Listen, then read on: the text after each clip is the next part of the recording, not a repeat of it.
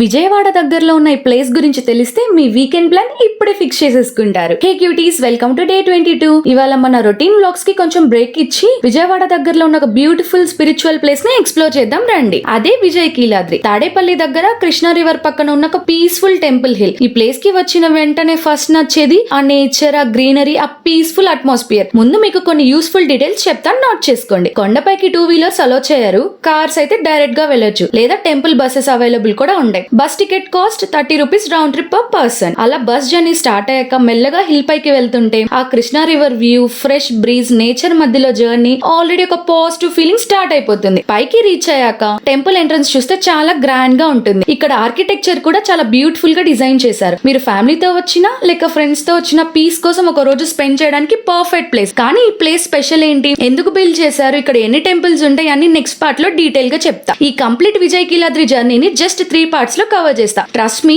ఇంకా అసలైన బ్యూటీ చూపించలేదు. సో పార్ట్ 2 and 3 మిస్ అవ్వకూడదంటే ఇప్పుడే ఫాలో చేసేయండి. By cuties.